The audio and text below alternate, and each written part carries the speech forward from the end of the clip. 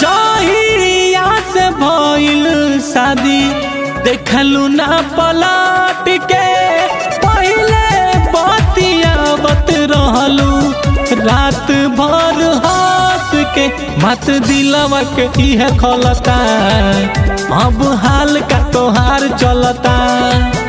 बात दिलवा के इहे खलता, अब हाल का तोहार चलता।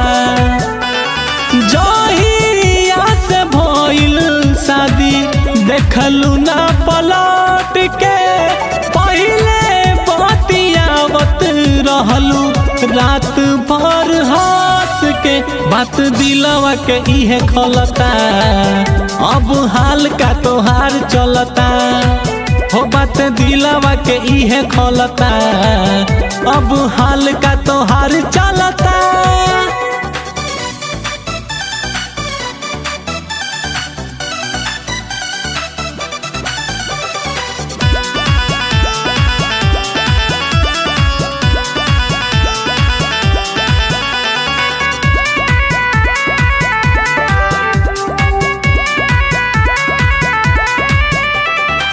कोई नहीं माना तब ये जानू कलेलू झट से शादी हो।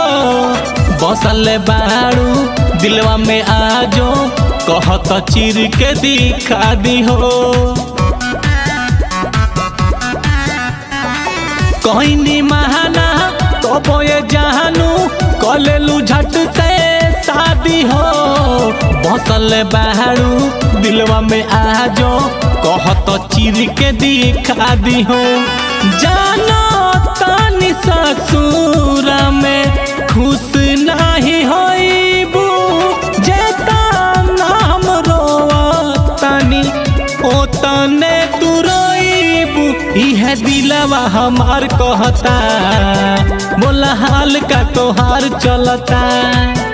बात दिलवा के इहे खलता, बोला हाल का तोहार चलता।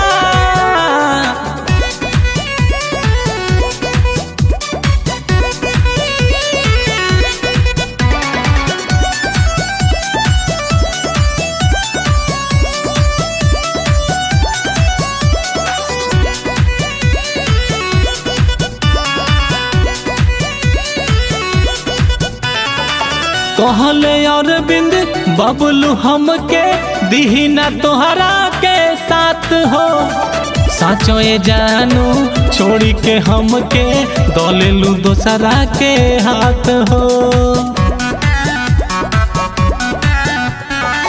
कहले अरविंद बबलू हमके दीना तोहरा के साथ हो।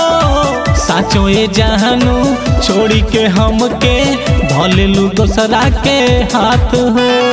साचो हम कहतानी तोहरा से खीस में रहलू नाराज, जाना सीम के नसीब में दिल इहे बार बार कहता। अब हाल का तोहार चलता, बात दिलवा के इहे खलता, अब हाल का तोहार चलता।